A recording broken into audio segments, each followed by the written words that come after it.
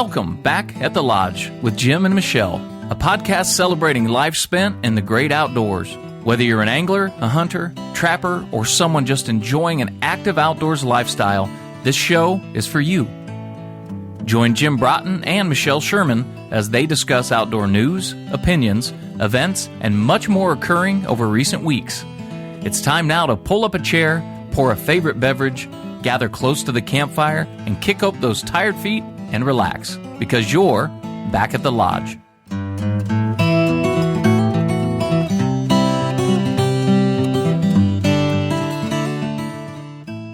Welcome to this edition to Back at the Lodge with Jim and Michelle. Yeah.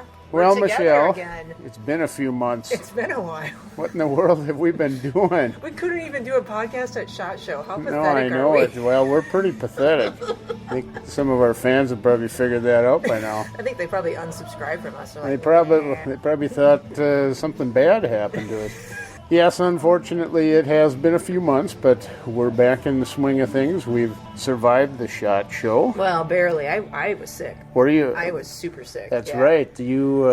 Yeah. Well, my roommate. Your was roommate super. was sick, and it's funny how the SHOT Show seems to share those illnesses. Everyone was sick. I'll tell you, the last several times I've gone to the SHOT Show, I don't know if it helps or not, but I take that airborne, Yeah. and I take it religiously. Yeah, or emergency. Or, well, whatever. Whatever you're into. And I gotta say that, knock on wood, I've been pretty... Yeah. I fared pretty well, but... It helps. Yeah, I heard this past SHOT Show, there was a lot of illness going around, and I know your roommate was sick the whole time, so it was just a matter of time. It was a matter of time. In fact, my wife and I didn't want to touch anything that you were touching because we figured Well, you'd we be... met for breakfast on that last day. We're like, air hug. Yeah, no kidding.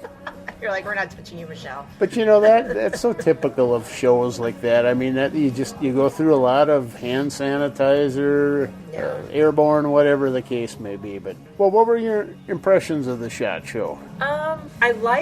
I don't know if you saw this, but I liked where they put Radio Row this year. Okay. It was not up on the third level where it normally was in that hallway by the press room. You know, I did not see that. Well, normally they're kind of down a little bit, so you wouldn't normally see them anyway. But this year they put them on the main lobby area. Okay. So it was like the NRA TV booth, and then there's like the NSSF information booth, and then there's a hallway. Right. And that's where they were. It is all windows there. I mean, they had to love it. Well, why do you think they did that? Was it to get more exposure to the general public, what's going on? I think it was more about the SHOT Show Next stuff that's up on the third level. I think they were just getting squeezed out Okay. for that SHOT Show Next stuff. You know, and I found, that SHOT Show Next to be...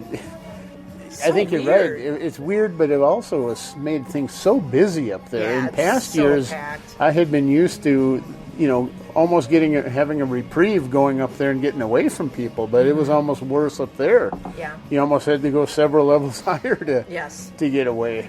Yes. But yes, I know you had a busy SHOT Show. I didn't quite book myself as quite as heavily as you get involved with stuff, but you had a good show? Yeah. I met with some people, potential new business, and you never know where it leads. And I don't know, there's a lot of people that kind of do what I do, I'm finding. A lot of people are breaking into the social media world, specifically for the outdoor industry. And I don't know, be careful. Yeah.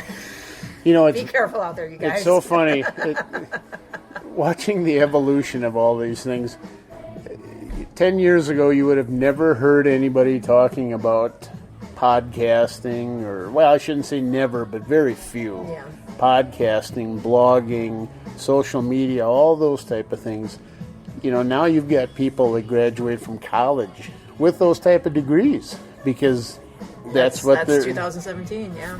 And I mean, that's just amazing how the world is changing. And I mean, one of the things I found too, hanging out up in the press room, I found that, I guess you can say as an old timer, it really isn't as much fun anymore. Well, you said you didn't know anybody. Like, I you didn't didn't recognize anybody? I recognized very few people. I mean, it used to be, back in the late 80s when I first started going, I'd go up to the press room and there was probably only 300 or 400 press folks that were there, and and a lot of the ones that were there were So it's these, much more a close-knit group. right? But they were the big name folks, the ones that as a writer starting out that you kind of looked up to and idolized, that sort of thing. And now, I think it's hard to find those mentors, because if you're starting out in the business and you go up to the press room, you've got people doing everything. And I mean, there's nothing wrong with that. But one of the things that I found very interesting too was there's a lot of people doing the YouTube videos, and they have their YouTube channels, and they've got this and that. It used to be if you were doing video, you better have a TV production, big, huge, $20,000+ camera to do this stuff. Now, I'm seeing people doing stuff on their phones. Yeah. They're doing things with small little camcorders. It's all about the ease of doing things. And my hunch is what they're able to produce probably isn't that bad a quality to compare with some of the stuff that and I think has been people are done. more forgiving. Right. Knowing that it's like maybe on location at SHOT Show, I think people are a little more forgiving. I tried to do that. Kevin from Hunting Life actually gave me a camera specifically to record our TV hosts, our TV talent with Outdoor Channel and Sportsman Channel. And unless I could have given myself like 8 a.m. to noon on Thursday and said, that's my focus, I'm doing that. That's the only way to do it. So don't tell me you let our buddy Kevin down. I didn't let Kevin down. Oh, Kevin, I apologize. I got home and he's like, "Where's my camera?" And I'm like, "It's with me. I'll have to overnight it to you." He's like, "No worries, just send it." So it was like $1,000 camera. So I went to UPS and I insured it. And I'm like, I hope nothing happens to this camera en route. Yeah, but I mean that's interesting to me because there are so many people doing different things at the SHOT Show to communicate the SHOT Show experience. Yeah. I mean, it used to be, if you either wrote newspaper articles, you wrote magazine articles, you might have had a TV program that got put together, but, anything about the SHOT Show wouldn't appear till months down the line. Yeah. Now things are happening out Real time. Out at the media day at the range, and people are finding out about it before some of us writers who don't get invited out there anymore. We have to listen to a previous podcast to hear that story. But anyhow, that's everything. The news is just so immediate in terms of from Twitter, from now Facebook Live. It's information Periscope. overload too. Like if you're not attending SHOT Show, I can't imagine being like you're at your work, you're at your day job, and you're scrolling your news feed. It's just got to be information overload, one thing after another. I remember, Michelle, it was probably back, I'm going to guess 7-8 years ago, when you first had me come to the Sportsman's Channel Awards ceremony that was at the Legacy Stadium. And one of the things you asked me is, hey, can you tweet out the winners as they're announced? And I felt, this is really cool because I can tweet out, use this hashtag, and anybody who really cares about having information now is going to be able to get it. And now you don't have to ask anybody that. There's probably 100 people sitting in the audience that are doing what you asked me to do that one night. Isn't that funny? And I'm glad you brought that up because this year, God, how times have changed. I was asked by the social media team at Sportsman Channel to be a part of their live Facebook. So we had 5 cameras, aka our cell phones, and they used an app called the Blue Jeans app. Okay. And it allows 5 different feeds monitored by one person. So the head of the social media at Outdoor Sportsman Group was actually back in Denver. He was so sick from the ATA show he couldn't make it. So he was back in Denver with this app, monitoring all of our feeds. And we were strategically placed. One of us was on the red carpet and didn't talk to anybody, just had his phone up the entire time, watching people come in through the red carpet, getting their pictures taken, just that whole kind of scene. I was in the lobby area where people were getting their drinks, and then I was trying to interview people. Someone was in the theater. Someone was upstairs because it's a multi-level, theater. Someone was upstairs grabbing people, and I can't remember where the other one was. And so he would flip back and forth between each of our 5 cameras. And then when I saw the only way I knew that I was on is it would show I was muted, and it would show I would be unmuted. And I'm like, oh shit, okay, I'm on. Well, there goes our rating for this podcast. So then it's like, okay, Craig Boddington, tell us, and blah, blah, blah. It was a lot of fun, actually. So in theory, that app is pretty neat, but did it work as well as... we needed to work some kinks out. Like, we really needed to have, earpieces, almost like a television production crew, where Rudy, the head of the social media, could say to us, okay, camera 3, you're going to be on in 3, 2, 1. And I could be like, okay, and here we are with Craig Boddington, instead of me being like, oh shit, here we are with Craig Boddington. Right. And we never knew, I would stand there with my camera on, I was standing there with my camera on Benny Spice for the longest time, waiting for someone to get done with an interview someplace else, and so that Rudy could switch the camera over to me, so there was a lot of that. Yeah, but I can imagine if you work those kinks out, that would be really cool. Real cool. And do you have any feedback in terms of how many people viewed it, or... I mean, you can view it either. You can view it either live or recorded. Yeah. So it was in the millions. Don't you find that somewhat amazing that anything video you take is viewed by 1 million people? Well, and then people want to see that. It's just an award show. I mean, granted, it's a pretty big deal in our industry, but let's just boil it down. It's just it's just us and I don't know. Maybe I'm too close to it, but. Well, I mean. That night when I sat down, one of the first things it said on the screen was, tweet with these hashtags. Oh, is that right? It also said, this will be viewed on, help me out here, My Outdoor TV, is it? Yep. .com? Yeah. Whatever. But it said where this award ceremony could... So I was tweeting that out, or I put it on Facebook, and I had several friends of mine say thank you. They were able to tune in at home and watch something live that they normally wouldn't have done. They normally would have never seen. So I think it was great that in the beginning of that award ceremony, that information was prompted and kind of suggested, so that gives people who are sitting there waiting for things to start. I'll have to give that. The other suggestion I gave to Rudy, I'm going to give him that suggestion, kudos to him, but the other one I said was these women that show up to the award show, we are dressed to the nines. I get my hair done, I get my makeup done, I buy a dress specifically for the awards. So I thought... Yes, and I will confirm, Michelle was dressed to the nines. She might have even been pushing 10 that night. Thank you, Joe. Even your wife bought a new top, too. Yes, so. Yes. It seemed to be contagious at the SHOT Show. You have to buy something new. But I thought it would be fun to have a fashion feed. So one of the Facebook Live video, because like I said, we can have up to 5, and who knows, maybe next year it'll be up to 10. Right. With this technology nowadays.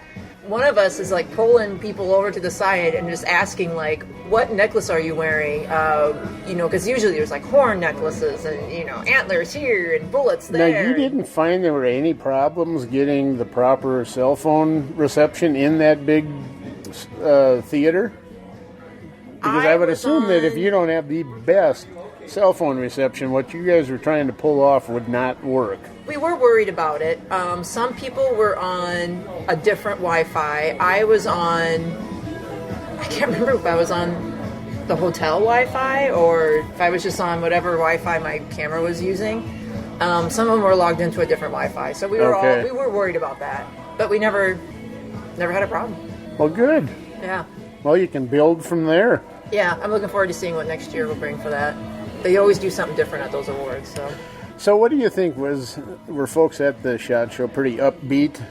Do you feel about the coming year? Or? Oh, are you talking about Trump more? Or? Well, speaking of Trump, I would say this. One of the things I expected going into the SHOT Show was to see more Trump type stuff. It's pretty quiet. In fact, it was pretty quiet. The last day of the SHOT Show was the day he was inaugurated. So I thought there would, there'd be some folks that would build into that. I didn't see much of that. Well, to be honest. I don't know if you saw, they had TVs in the press room, and they had TVs elsewhere on the show floor showing the inauguration. Okay, well, I was hopping on a plane to go home that day, so... I saw it afterwards. People were tweeting out like large groups of people around these TVs. So that was cool. But I mean... But yeah, I didn't see much... pro-Trump or anti-Trump. I didn't see much. I guess anything. The last 8 years, there's always been this cloud hanging over, wondering what negative could happen in the industry. And really what's happened in the industry has been more positive. Sales have been skyrocketing and, firearms, I almost wonder now if some of the folks aren't a little bit more nervous because there isn't that push. And... people don't feel that need to be buying that new AR-15 that they've been saving up for as much as they did. I don't think President Trump is going to get Salesman of the Year like President Obama absolutely did. not. But I mean, in my mind, that's what seemed to be a little bit different this year. There just seemed to be everybody was there looking at stuff. But maybe they weren't looking at guns as much as they were looking at deer cameras or something else because they're able to spend their money on something else and not feeling this urge that if you only have so much disposable income, I don't know how much longer I can buy this. I better buy this gun. That's true. So, I don't know. All I can say is the SHOT Show just seems to be getting busier and busier every year. Bigger and bigger. I went downstairs and... I never made it downstairs. I tried to walk down some of the aisles, and there were so many people, and I took pictures too. Those aisles are skinnier down there, aren't they? I think, they're skinnier, but I think they're getting skinnier every year too. Like they take a couple more inches. And one of the things that I've concluded, Michelle, that the people down there are starting to take advantage of that, because in some ways it's almost beneficial to them if they can create a jam right near their booth because they get people to stop longer and so what are they doing? Putting stuff out in the aisle? They're actually standing in front of their booths rather than behind their booths, and I'm seeing more and more exhibitors doing that. If that's something new, like if that's like trade show booths are us, or like put out a marketing 10 years ago, I used to, when I first started commenting on Twitter about the SHOT Show, I remember making a comment once that these people that buy the booth space and sit in the back of their booth on a chair and don't engage anybody, then they wonder why they didn't have a successful SHOT Show. And now it's come full circle where they're off the chair. Yeah. Now they're out in the aisle because they can make it more congested so people can't get by, and it forces people to stand longer. Yeah. And unfortunately, if you've got booths on both sides and you've got people stopping in front of one booth or in front of both booths, you're sunk. Yeah. You can't get by there for the proper flow. So, I wonder if some of these people haven't figured that out, and for them, it's a great tactic. For somebody trying to go through the SHOT Show and you see that kind of congestion, it feels like it's just too much, not worth it. Unfortunately, there were several aisles that way that I never even went down, never even seen the products on those aisles because you could take one look and you could see things weren't moving, and there were so many people, and it's like, nope, I'll go over the next one. In every few aisles there'd be one that's a little bigger, but most of the aisles were quite busy. And, I think it has a lot to do with the SHOT Show becoming more popular, with increasing attendance and that. But whatever the case may be, that was probably one of the big negatives for me, was just trying to move around. Yeah. Yeah, I agree. Especially on that basement floor. Yeah. I actually had one of my clients, this was his first time to SHOT Show, and he had a meeting with Leupold, and Leupold's on the main floor. Right. And I'm like, you know what, I'm gonna escort you there just to help get through, because we were up in the press room, just to help get through that main area and out to that floor. And then I dropped him off at the meeting, and I asked the guys at Leupold, I said, would you be so kind as to get him back out, just so, because he was like, this is too much. Well, he's an introvert. If you're an introvert and you're at a show with 60,000 people, it drains you. I can imagine. It's a lot. I can imagine. So I feel bad for people who are introverts and have to go to these shows because it's hard to recharge. Well, that's just it. I mean, I think that going to the SHOT Show for the first time, or even the first few times, it's always so overwhelming. Yeah. But even for those of us that have been there many times over. Yeah. Just this year, like I said, I couldn't do the things I wanted to do anyway. Right. And I would have had to have hired somebody. Really. And that's where a lot of these businesses, they if you're going there as a business and you're a gun shop and you've got several people, you have to split the duties up, and you go in with a game plan and figure things out. But yeah, if you don't go with a game plan. Anyhow, well, that was my impressions of the SHOT Show this year. I guess if you don't have anything else to add, maybe now would be a good time to take a short break, and we'll be back at it right after this. This is the time of year to get out and cook out. So make your next meal sizzle with Camp Chef, the brand known for quality outdoor cooking equipment. To eat like a king on your next adventure, go to campchef.com or visit your local sporting goods store and get cooking. Camp Chef, the way to cook outdoors. All right, welcome back from our little mini break. During our break, Jim and I were talking about something he's working on that he doesn't want to talk about it. Well, I asked him if I could interview him. Let's just say it's something I'm reluctant to talk about. Which I don't understand. So Jim is going to write a book, which I think is super fascinating because you and I have talked about I wanted to write books too, and I suck at it. So I think it's great. You just told me you have a deadline of September of 2018. Well, now you're backing that up. Yeah, it's kind of a self-imposed deadline because I want the book off the press. You have to have that. So that, this is a book that would probably sell, I would imagine quite a few books over the holiday season sell better than any other time of the year. So makes total sense. Are you going to do a book tour? Oh, absolutely. You should do a book tour. All right. First of all, before we get ahead of ourselves, let's let everybody know what Jim's going to be writing this book on, because the interest level will. Do you have any questions or anything? We're good. We're good. Thank you. And if all right, I decided my family history is I'm 100% Norwegian. And if you know what Norwegians like to do, they like to eat Lutefisk and Lefse. Germans do too. Well, I don't think they eat. They don't eat the Lutefisk as much as the Lefse, but Germans eat Lefse. Oh yeah, I've been eating Lefse. Okay, you eat it, but I don't think as a historical culture you've eaten it. Yeah. So you're telling me there's such a thing as a German Lefse? Or a German flatbread, maybe. I have been eating Lefse my whole life. And I'm almost 100% German. There's a little bit of French in me. Thanks, Mom. Okay. Well. And Wayne's family, too. They are. His dad is 100% German. And they have been eating Lefse their entire life. Boy, that might open up a new chapter of my book now. Non-Norwegian Lefse. I mean, I think I agree with you that it's I think it's more Norwegian than it's German. But. Well, let's back up here, and without getting into it too deep, Lefse is basically a flat bread that's it's a non-leavened bread that most people would call nothing but a taco shell or a tortilla. I put butter on it. Sometimes I put sugar on it too. It's a cultural thing that a lot of Norwegians that immigrated to the U.S. Have as a passion in their heritage.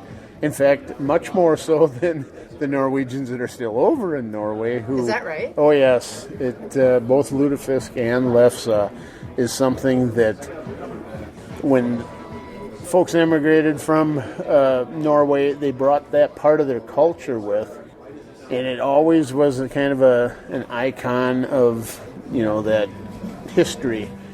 Whereas in Norway itself, you can still find those things, but they're not nearly as popular an item as they are in the U.S.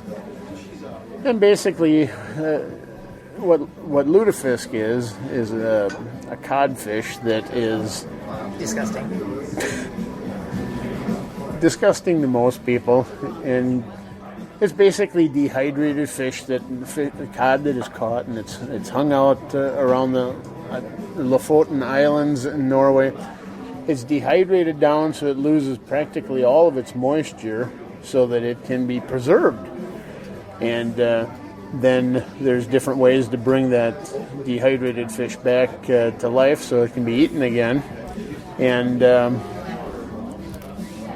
one of the ways is water and pounding, and another way is using food-grade lye. And it makes it like this gelatinous, smelly... It does. But the neat thing about lutefisk is all of the nutrient value is preserved this way. Nothing is lost. And when you bring that fish back with the lye, it actually expands about 20%, so that it's you even have more fish than you had to begin with. And there's various ways to cook it. You can just bake it in the oven. Some people boil it, not with the best results in that. But basically, what I'm trying to do is looking at writing a book that kind of ties this history of the Lutefisk and Lefse together with my heritage. That's cool. And because I guess I'm writing it with the intent of my 8-year-old daughter, who someday might have to explain to her children and at what is Lutefisk and Lefse. And somebody... Wait, are you afraid it's going to be lost? I think down the road it is. I don't think so. I'm going to be honest with you, Jim. When I was waitressing at the bowling alley in Osseo, Wisconsin, everybody stop now and picture this in your mind. Stop. Michelle waitressing. Stop. My mom was in there. A bowling alley. I know, it's bad. Okay. They would have Sunday brunch, on weekend brunch, and we would have, and then Fish Fry Friday, he would always make lutefisk. Wow. In Osseo, Wisconsin. We had a lot of Polish, Norwegian, German. Okay. I think it's kind of all, I don't know.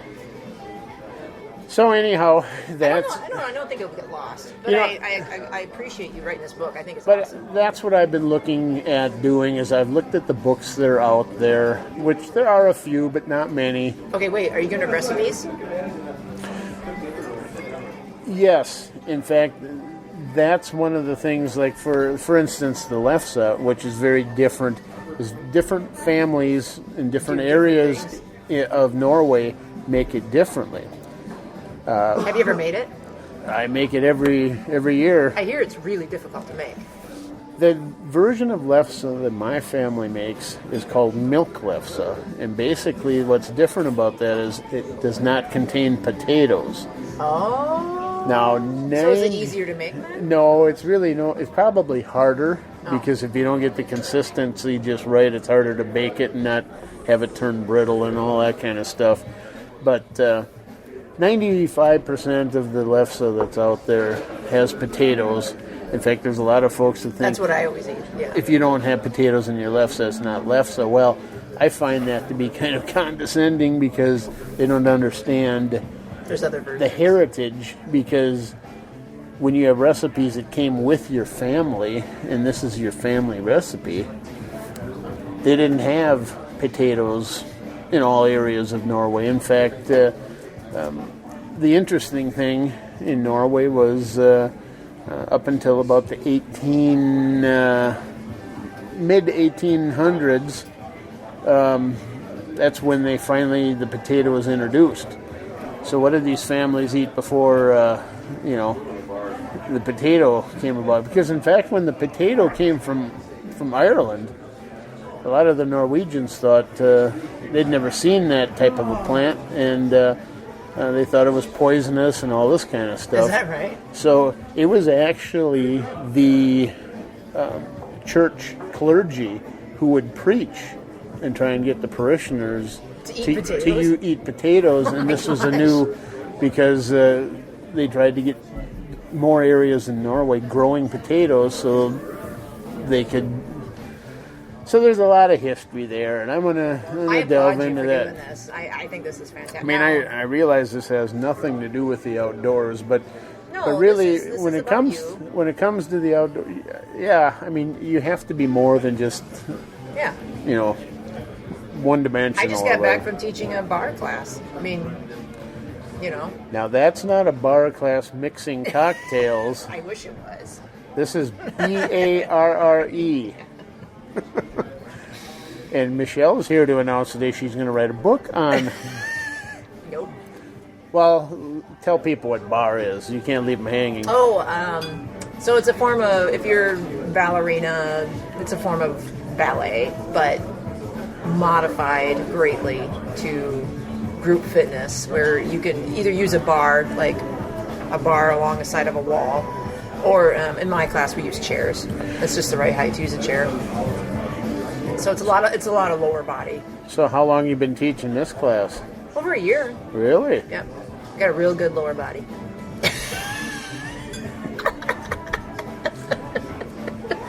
Can't really say anything on it. Geez, I don't know how to segue with that one. Well, I wanted to ask you one more thing about your book before we wrap it up here. But are you self-publishing? Is this a Kindle book? Is this a printed book? Well, it's going to be a printed book. I mean, it might be Kindle too, but it's going to be printed because, and I'm thinking probably self-publishing. Okay. I mean, since I've got a company that can do that and market it, I'm probably going to. You have connections? I do have some connections. It's not a book that I'm looking to make a lot of money on. It's more or less writing a book to say some things that I think need to be said before I pass on. I mean, I think back of all of my relatives who are now gone and all the little things that I learned from them back when I was younger, and quite frankly didn't really care to listen, because when I got together with the relatives they'd tell all these stories and I'd hear them, and I was more interested in more exciting things, but that's what I heard. And I wish I would have had a recorder or written some of this stuff down. I mean, some of the stories they tell, I mean, I've forgotten so much of that. Well, as the generations go on, if things don't get written down, this stuff gets forgotten. I mean, and when it's forgotten, that's your heritage disappearing. And it's harder. Next summer I'm going to Norway for a couple of weeks as part of the research on this. Is that a tax write-off? I'm certainly hoping to, but we'll see. I love it. We'll see. I'm going to go to Paris for research and write a book about Paris. Yeah. Well, just go there to see if you're interested in writing a book or not. You might come back and decide not, but I just, that's the main reason I'm doing it is, not for any sort of financial gains, but for... I think it's really cool. Just for family. I'm really proud of you, Jim. I've been, for the last year, I've been working to put our family tree together. I had Using Ancestry.com? Well, but we had an individual who passed away last spring who spent many, many thousands of hours doing it. And we identified almost 6,000 relatives in our family tree. In fact, my relatives go all the way back. I think the furthest one I was able to find was a 13 great grandfather. And I can't remember what year that was. But I mean, just to have some of that information is phenomenal. But I've been trying to preserve it in ways that I can pass it on for the future, because to be quite honest, in our family there's probably 3 or 4 people that have this stuff written down, and if they don't pass it on properly and then somebody goes through their belongings someday and doesn't see the importance and just tosses it out, well, now there's down to maybe only 3 copies left. And what I've been doing is trying to put everything in a more of an electronic format, all this information. And once I get it all on a disc or whatever, I'm spreading this out to as many family members as possible, so that people have digital pictures. They have they have the family tree. They've got other information on the history of some of the customs of why we do things we do, and That's cool. just getting back to it. This book is just part of that. All right, well, I think that wraps it up for the day. It's getting a little louder in here in the restaurant that we're at. Yeah, we should point out that oftentimes when Michelle and I do these podcasts, they're in restaurants or public places where it can be a little noisy. So if you hear somebody ask to pass the ketchup or something, you understand what's going on. All right, thanks everyone for tuning in for another episode of Back at the Lodge, and we'll catch you next time. You've been listening to Back at the Lodge, a podcast hosted by Jim Broughton and Michelle Sherman. Please join them again next time for another episode as they discuss a variety of topics pertaining to the great outdoors.